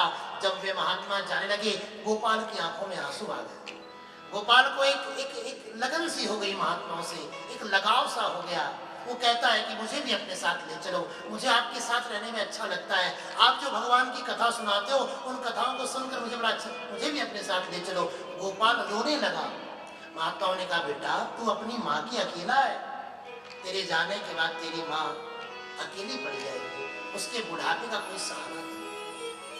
अगर तुझे हमारे पास आना है तो पहले अपनी जिम्मेदारियों को पूरी कर, उसके बाद। ये नियम भी है, 4 प्रकार के आश्रम बताए गए हैं, ब्रह्मचारी, गृहस्थ, वानप्रस्थ, संन्यास। ये व्यवस्था है हमारे यहाँ। अपनी गृहस्थी को अच्छी तरह सुव्यवस्थित कर दो, अपनी जिम्मेदारियों से मुक्त हो जाओ, उसके बाद संन्यास लेना, अभी नहीं। महात्माओं ने समझाया लेकिन गोपाल का मन नहीं था। महात्माओं ने एक मंत्र दिया, अच्छा ले ये मंत्र ले, इसका जाप करते रहना, जब तेरे मन में उदासी हो इस मंत्र का जाप करना। और महात्माओं ने बालक को गुरु मंत्र दे दिया। अब तो वो बालक जब भी मौका मिले गुरु मंत्र का जाप करे। माता को बड़ी चिंता होने लगी, ये तो अभी से बचपन से ही इतने जाप धर्म में लग गया, ये मेरा पेट कब भरेगा? अगर ये ऐसे ही जब तक मैं लगा रहा तो मेरे बुढ़ापे का क्या होगा? माँ को चिंता होने लगी। किसी न किसी बहाने माँ उस बच्चे के जाप में भंग उत्पन्न कर देती। वो कभी बैठा रहता, अरे गोपाल जा अमुक काम करके आ जा, बस माला पूरी कर लो। अरे काहे की माला, छोड़, ये माला वाला हमारे लिए नहीं है, जा पहले ये काम कर। गोपाल मन ही मन ठाकुर जी को माला अर्पण करके, ठीक है जैसी तेरी इच्छा, अगर तुझे इतने नाम से संतोष है तो इतने नाम सही, अगर ज्यादा नाम चाहिए तो ज्यादा नाम करा दे, ये तेरी इच्छा है, हम क्या कर सकते हैं? ये जिम्मेदारियां हमारी थोड़ी तुम्हारी तो है, ये माँ हमारी थोड़ी तुम्हारी तो है, तुमने तो हमको दी है, इसको थोड़ी नाराज कर दे। प्रारब्ध से माँ का देहांत हो गया, माँ मर गई। रात के अंधेरे में किसी सांप ने डस लिया माँ को, माँ मर गई। गांव के लोग समझाने के लिए आए, बेटा तू अपने आप को अकेला मत समझना, हम हैं तेरे साथ। लेकिन वो बालक तो मन ही मन सोचता है, लगता है लीलाधारी तुमने अपने नाम सुनने की व्यवस्था कर ली है। तू सोच रहा था कि चल माँ को मैं संभालता हूं, तू नाम को संभाल, तू माला को संभाल, मैं माँ को संभाल, इसलिए माँ को बुला लिया। चलो अच्छी बात। सनातन धर्म में ऐसी व्यवस्था है, रात्रि में अंतिम संस्कार नहीं करते हैं, ऐसी व्यवस्था है।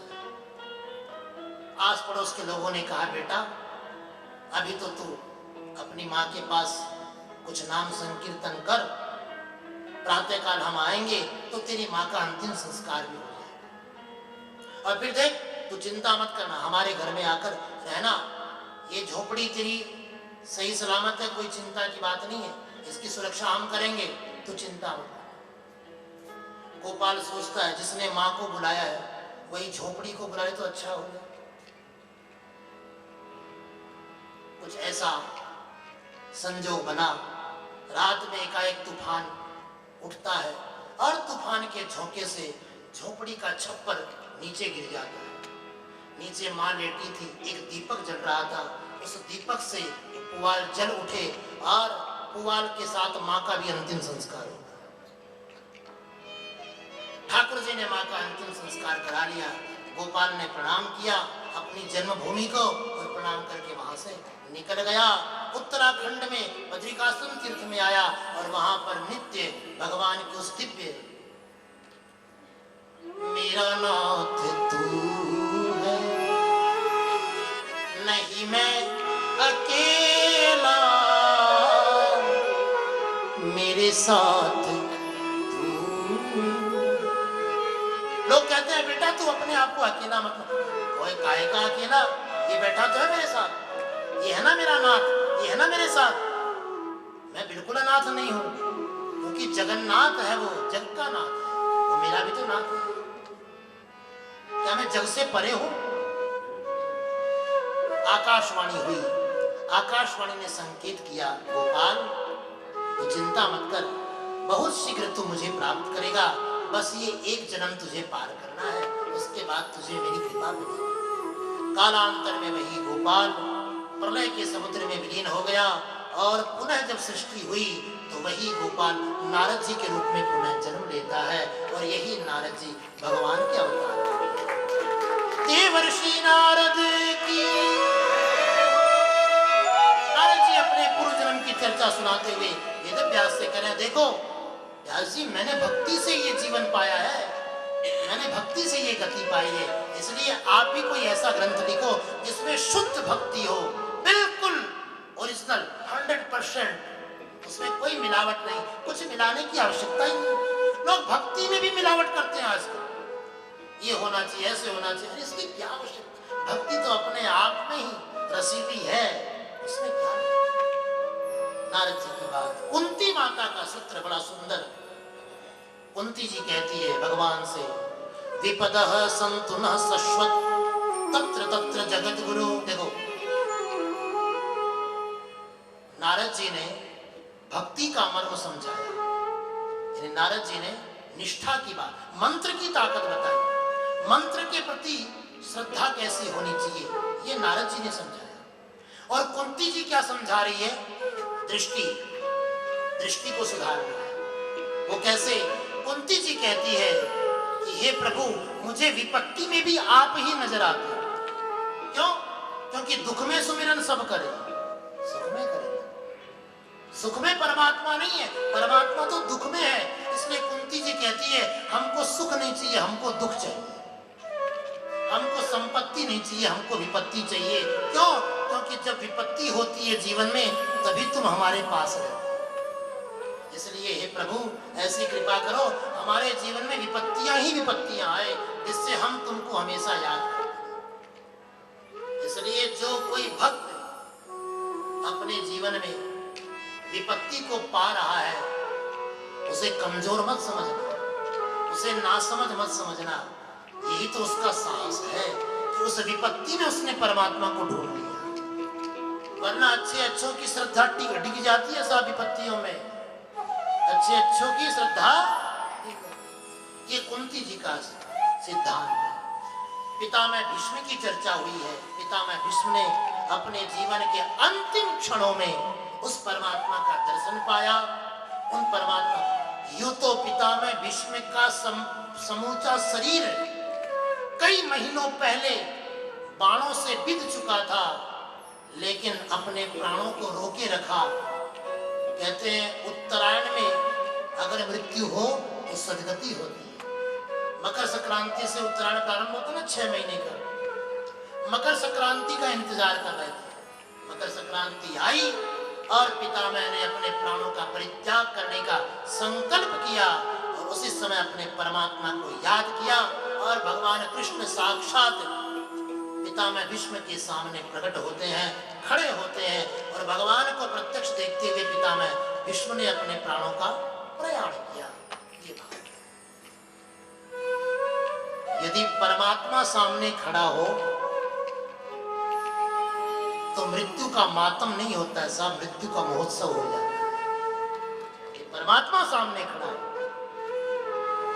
इसलिए तो आप लोग गुनगुनाते हैं ना, इतना तो करना स्वामी जब प्राण तन से निकले, गोविंद नाम ले मेरे प्राण तन से। और फिर उसके बाद महाराज युधिष्ठिर का हस्तिनापुर में राज्य, कुछ समय उपरांत पांडवों का स्वर्गारोहण। हस्तिनापुर के राज्य पर पांडवों के पौत्र परीक्षित को बिठाया गया और परीक्षित ने इरावती नाम की कन्या से विवाह किया। जन्मेजय आदि 4 पुत्र हुए। दिग्विजय के अवसर पर कलयुग से भेंट हुई और महात्मा परीक्षित ने कलयुग का निग्रह किया। निग्रह माने कलयुग को संयमित किया, व्यवस्थित किया। द्वापर युग के बाद कलयुग आ जाता है, लेकिन परीक्षित ने कहा देखो, जब तक हमारा राज्य है तब तक तुमको हम मनमानी नहीं करने देंगे, इसलिए तुमको 4 स्थान देते हैं, वहीं पर रहना। कहाँ कहाँ? द्यूतम पानम स्त्रिय सोना यत्रा धर्मश्चतुर्विदः। जहां पर जुआ खेला जाता हो, ध्यान रखना। जीवन में कलयुग की शुरुआत कहां से होती है, ध्यान से सुनिएगा। मजाल नहीं है कलयुग की जो हर कहीं जाकर बैठ जाए, हर कहीं जाकर सवार हो जाए। ये 4 स्थान है। द्यूतम, पानम, स्त्रिय है, सूना। द्यूत जहां पर जुआ खेला जाता हो, जहां लोग जुआ खेलते हो, वहां कलयुग का वास होता है। पानम, जहां मदिरा पी जाती हो, जहां शराब पी जाती हो, वहां कलयुग का वास होता है। स्त्रिय है, जहां धन के लोभ में स्त्रियां देह का व्यापार करती है, ऐसे वैश्यालय में कलयुग का वास होता है। सूना, जहां पर हिंसा की जाती हो, जहां मार काट की जाती हो, एक दूसरे से बैर रखा जाता हो, वहां कलयुग का वास होता है। कलयुग ने कहा महाराज थोड़ा परिवार बड़ा है, एक स्थान और दे दो। पुनश्च याचमानाय जात रूपम अदा प्रभु, फिर एक स्थान और दिया। कौन सा? संपत्ति। वो संपत्ति जिसको पाने से भाई भाई में द्वेष हो जाता है, वो संपत्ति जो पिता पुत्र को दुश्मन बना लेती है आपस में, उस संपत्ति में कलयुग को वास किया। इसलिए साधु पुरुष हमेशा इन 5 चीजों से दूर रहते हैं। आखिर में एक दिन ऐसा आया, स्वयं महात्मा परीक्षित भी बच नहीं पाए कलयुग से, और कलयुग ने परीक्षित को भी प्रभावित किया। और उसी से प्रभावित परीक्षित जंगल में शिकार करने के लिए गए। शमीक मुनि के गले में मरा हुआ सर्प डाला। दुर्बुद्धि थी ऐसी, गए तो थे वहां पर जलपान की याचना से, लेकिन जब किसी ने पूछा नहीं जलपान के लिए तो क्रोध हो गया। कई लोग होते हैं, उनका आप अपमान करो तो उनको बुरा लगता है कि नहीं? ध्यान से सुनो, ये आखिरी बात मैं अपनी कह रहा हूं, उसके बाद आपको निवृत्त कर दूंगा। खाली एक गुरु महाराज को प्रणाम करूंगा, फिर हम निवृत्त। संसार में कुछ लोग ऐसे होते हैं जिनका आप अपमान करो तो उनको बुरा लगता है ना? लेकिन कुछ लोग ऐसे भी होते हैं जिनका तुम सम्मान न करो तो उनको बुरा लगता है। और ऐसे लोग बड़े खतरनाक होते हैं सब। उनका सम्मान न हो तो वो थोड़ा बुरा मान जाते हैं। परीक्षित को कुछ ऐसा ही लगा।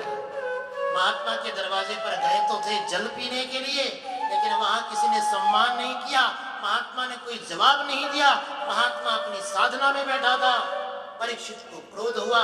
एक मरा हुआ सर्प जो जमीन पर पड़ा था, अपनी बाण की नोक से उठाकर उसे शमीक मुनि के गले में डाल दिया। उसके बदले में शमीक मुनि के ही पुत्र श्रृंगी ऋषि ने परीक्षित को श्राप दिया। इति लंघित मर्यादम तक्षक सप्तमे हनि। जा, मैं तुझे श्राप देता हूं, आज के ठीक 7वें दिन तक्षक नाम के सर्प के डसने से तेरी मृत्यु होगी। ये श्राप हुआ परीक्षित। श्राप मिलने के बाद क्या किया परीक्षित ने? तत्काल अपने राज अभिमान का परित्याग किया। देखो, जीवन में जब भी विपत्ति आए, सबसे पहले अपने अहंकार को छोड़ देना। यदि अपना उत्थान चाहते हो, यदि अपने आप को बचाना चाहते हो, सबसे पहले अभिमान का मतलब गलती करना उतनी बुरी बात नहीं है। ध्यान से सुनिए, जीवन का एक सूत्र है बड़ा प्यारा। गलती करना उतनी बुरी बात नहीं है, गलती करके न मानना जितनी बुरी बात है। अगर आप गलती करके गलती नहीं मान रहे हैं, ये ज्यादा बुरी बात है। इसलिए अपने अभिमान का परित्याग कर दें। हमसे गलती है। परीक्षित को गलती का एहसास हुआ। राजपाट का परित्याग करके गंगा तट पर चले आए। अनेकानेक ऋषि मुनियों की सन्निधि में आकर विराजमान हुए और वहीं पर महात्मा शुकदेव का प्रागट्य होता है। तत्राभवत् भगवान व्यास पुत्रो। प्रकट हुए, कहीं से आए नहीं है। परीक्षित ने उनको फोन नहीं किया है, परीक्षित ने उनको डेट लिखाई नहीं है। बस अपने शिष्य को ढूंढते ढूंढते गुरु स्वयं चले आए। और एक बात कहूं, बुरा मत मानना। जीवन में एक तो होता है गुरु और एक होता है सदगुरु। दोनों की परिभाषा मैं बताऊंगा, कल बताऊंगा, आज नहीं। लेकिन सदगुरु की विशेषता क्या है? हो सकता है गुरु आपकी इच्छा से आपको मिल जाए। आप नेट पे सर्च करोगे, इस समय सबसे अच्छा साइंस कौन पढ़ाता है, सबसे अच्छा मैथमेटिक्स कौन पढ़ाता है? ये सब गुरु हैं जो पढ़ा रहे हैं, जो शिक्षा दे रहे हैं, जो रास्ता बता रहे हैं, वो गुरु है। लेकिन सतगुरु को कहीं सर्च नहीं किया जाता है, सतगुरु तो सहज ही अपने आप चले जाते हैं, सतगुरु को कहीं। इसलिए सुखदेव जी कहीं से बुलाए नहीं गए, सुखदेव जी स्वयं आ गए। सूत जी कहते हैं तत्रा भवत भगवान व्यास पुत्र है, आए हैं, अभवत प्रकट हुए हैं, मानो एकाएक प्रकट हुए हैं। कौन? भगवान व्यासदेव जी के पुत्र श्री सुखदेव जी महाराज की। भगवान सुखदेव का प्रवेश हुआ है और सुखताल में गंगा जी के तट पर सुखदेव जी ने भागवत की मंगलमयी कथा का वाचन महात्मा परीक्षित के लिए प्रारंभ किया है। इसी प्रसंग पर आज की कथा, आज के क्रम को विराम करते हुए, प्रणाम करते हुए आज के प्रसंग को हम विराम करेंगे। एक गुरु महाराज की वंदना थोड़े पंजाबी लहजे में गाना चाहूंगा आप लोगों के बीच, आप सबको इस गुरु भाव से युक्त करना चाहूंगा। इसलिए एक अंतरा जो भी जितना भाव बन जाए उतनी ठाकुर जी की इच्छा, लेकिन एक भाव सब लोग मेरे साथ गाना। दिल्ली में बैठे हो, यहाँ पर आपके गोल्फ लिंक्स में पंजाबी भी खूब है।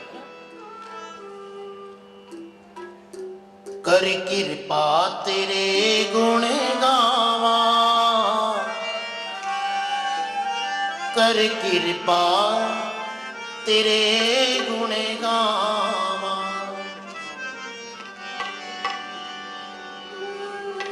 नानक नाम जपत सुख पावा, जपत सुख पावा।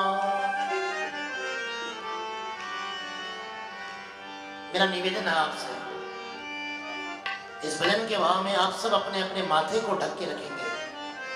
तो कहते हैं अपने माथे को ढक कर बोले सोनिया। कर कृपा तेरे गुण गावा, कर कृपा तेरे गुण गावा, कर कृपा तेरे गुण गावा, कर कृपा तेरे गुण गावा, कर कृपा तेरे गुण गावा, कर कृपा तेरे गुण गावा, कर कृपा तेरे गुण गावा, कर कृपा तेरे गुण गावा। नानक नाम जपत सुख पावा, नानक नाम जपत सुख पावा, नानक नाम जपत सुख पावा, नानक नाम जपत सुख पावा, नानक नाम जपत सुख पावा। कर कृपा तेरे गुण गावा, कर कृपा तेरे गुण गावा, कर कृपा तेरे गुण गावा, कर कृपा तेरे गुण गावा, कर कृपा तेरे गुण गावा, कर कृपा तेरे गुण गावा, कर कृपा तेरे गुण गावा, कर कृपा तेरे गुण गावा। तू बड़ दाता अंतर्यामी, तू बड़दाता गाइए अंतर्यामी, सब में रविया पूर्ण प्रभु स्वामी। कर कृपा तेरे गुण गावा, कर कृपा तेरे गुण गावा, कर कृपा तेरे गुण गावा, कर कृपा तेरे गुण गावा, कर कृपा तेरे गुण गावा, कर कृपा तेरे गुण गावा, कर कृपा तेरे गुण गावा,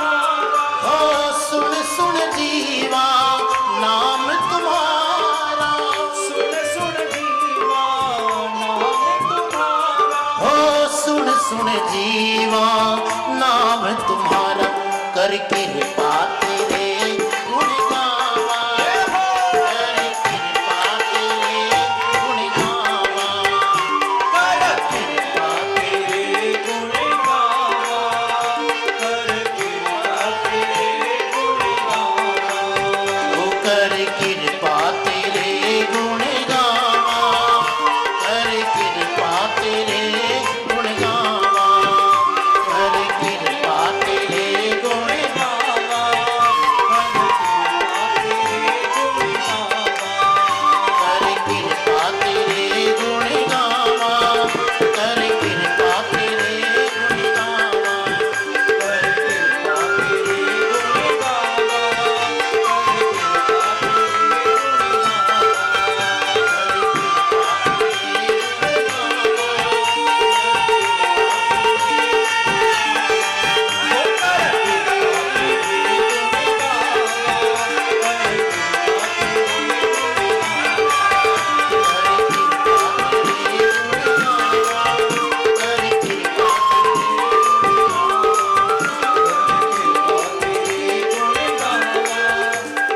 कृपा ਵਾਹਿਗੁਰੂ ਦਾ ਖਾਲਸਾ ਵਾਹਿਗੁਰੂ ਦੀ ਫਤਿਹ ਬੋਲੇ ਸੋ ਨਿਹਾਲ कर कृपा तेरे गुण गावा, कर कृपा तेरे गुण। आज की कथा को आइए प्रणाम करते हैं। कुछ विलंब हुआ इसके लिए हमारे बीच परम आदरणीय विष्णु जी आ चुके हैं। उनसे कल की कथा में विशेष दीपदान का प्रबंध किया गया है। 8 बजे से लेकर 8:30 बजे तक दीपदान की अवस्था रहेगी और कुछ दामोदर लीला का वर्णन रहेगा। तो मैं प्रभु जी से रिक्वेस्ट करूंगा कि कल के बारे में 2 मिनट के लिए आपकी बात है।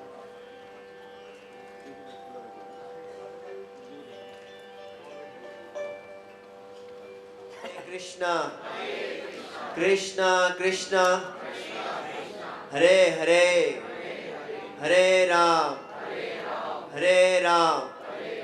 राम राम हरे हरे। हरे कृष्ण महामंत्र की जय, हरि नाम संकीर्तन महायज्ञ की जय, जगत गुरु श्रील प्रभुपाद की जय। तो ये बहुत ही अच्छा महीना चल रहा है, ये कार्तिक का महीना है। ठाकुर जी ने बहुत लीला इस कार्तिक के महीने में की। तो मेन जो लीला उन्होंने की है वो दामोदर की लीला है। तो माखन चुरा के वो भागते थे और यशोदा मैया पीछे पीछे भागती थी और उनको पकड़ के रस्सी से बांधने का कोशिश करती थी।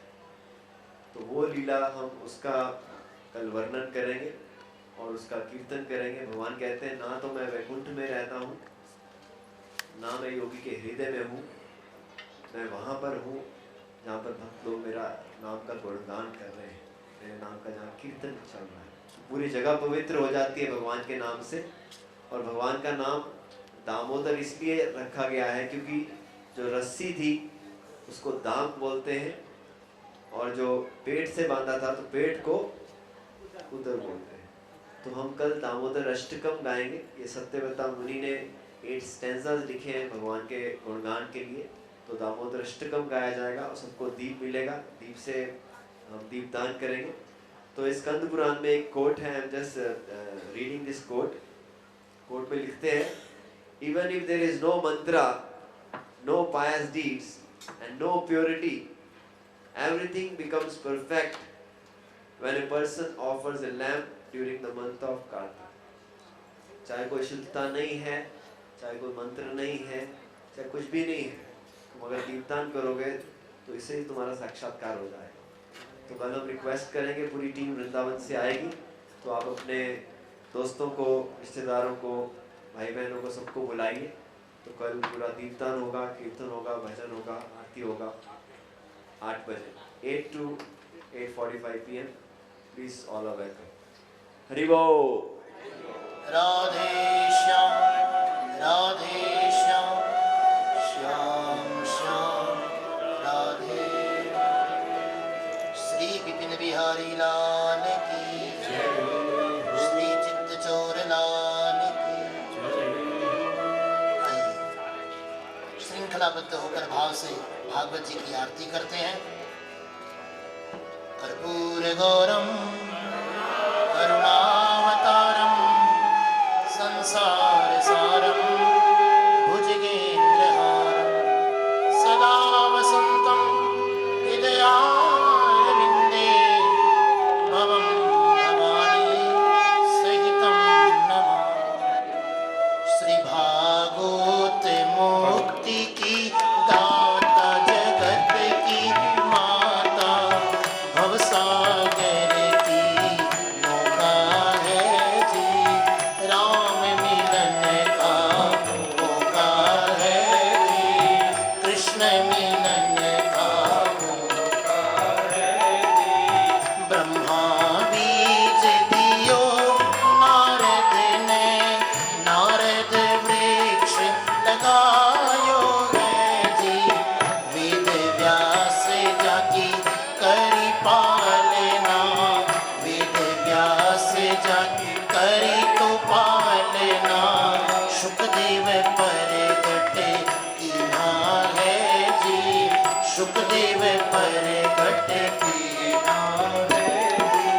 श्री भागवत जी के द्वादश डाला 335 है जी, 18,000 बाकी शाखा कहिए, 18,000 बाकी शाखा कहिए। और जो पत्र घनेरा है जी, और जो पत्र घनेरा है जी। पान पुष्प की गिनती नाही, सुखदेव लेखो लीनो है जी, पान पान में अमृत बरसे, पान पान में अमृत बरसे, मुनियन के मन भाई है जी, ऋषियन के मन भाई है जी। कही परीक्षित सुनो सुखदेव जी, यह किन बात सुनाई है जी, जिन बाची तिन मोये बताओ, जिन बाची तिन मोये बताओ, फिर नहीं पाओ मौका है जी, फिर नहीं पाओ मौका है जी। ज्ञान वैराग्य भक्ति के पुत्र, जिन यह प्रगट देखी है जी, गौ करण धुंधुकारी कारण, गौ करण धुंधुकारी कारण। श्री भागवत सुनाई है जी, श्री भागवत सुनाई है जी। काम क्रोध मद लोभ छोड़ दो, नहीं तो रहोगे रीता है जी, इसी जन्म में पार उतर जाओ, यही जन्म में पार उतर जाओ।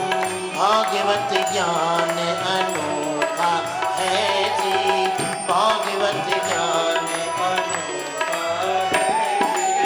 सुने सुनावे जो नर नारी, सो बैकुंठ सिधावेगा जी, बैठ विमान बैकुंठ पधार्या, बैठ विमान बैकुंठ पधार्या। पुष्प में है बरसाया है जी, पुष्प में है बरसाया है जी। हाथ जोड़ कर करूँ मैं बीनती, चरणा में शीस नवायो है जी, कृपा करो हे कृष्ण मुरारी, दया करो हे गिरवरधारी। भी पावा मौका है जी, हम भी पावा मौका है जी, श्री भागवत जगत की ममता भव सागर की नौका है जी राम मिलन का मौका है जी कृष्ण मिलन का मौका है जी भक्ति मिलन का मौका है जी मिलन का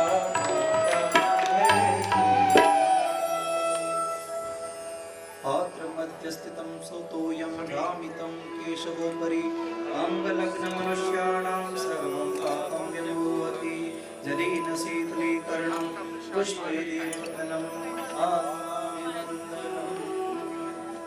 सभी आए हुए मेहमानों से भक्तजनों आज छोड़कर विनती प्रसाद लेकर अवश्य जाएं। भोजन प्रसाद रेडी है, तैयार है। जैसा मैंने कल भी कहा था, इसको आप भोजन बिल्कुल ना माने, ये शुद्ध प्रसाद है।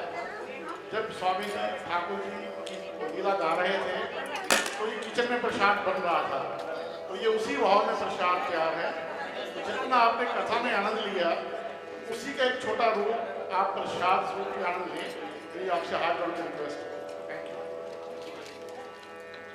मंत्र पुष्पांजलि बकुल चंपक पाटलाब्जे पुण्णागजाति करवीर रसाल पुष्पै बिल्व प्रवाल तुलसी जल मंजरी दे स्वां पूजयामि जगदीश्वर मे प्रसीद नाना सुगंधि पुष्पाणि यथा कालोद्भवानि च पुष्पांजलिर्मया दत्तं गृहाण परमेश्वर मंत्र पुष्पांजलिं समर्पयामि पापोऽहं पापकर्माहं पापात्मा पापसंभव त्राहि मां पुण्डरीकाक्ष सर्वपापे हरो हरि अन्यथा शरणं नास्ति त्वमेव शरणं मम तस्मात् कारुण्यभावेन रक्ष मां परमेश्वर रक्ष मां जगदीश्वर।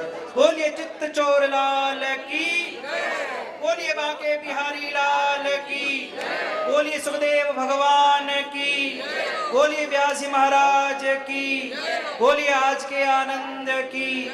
जय जय श्री राधे, जय जय श्री राधे, जय जय Shri Radhe Shyam.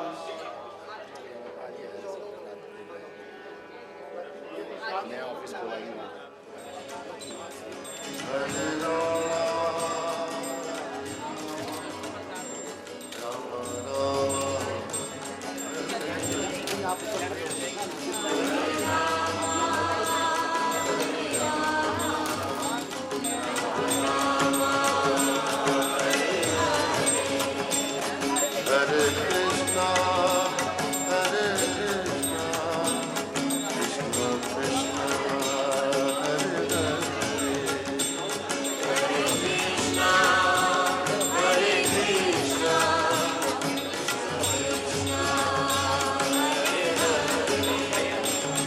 Hare Rama, Hare Rama, Rama Rama, Hare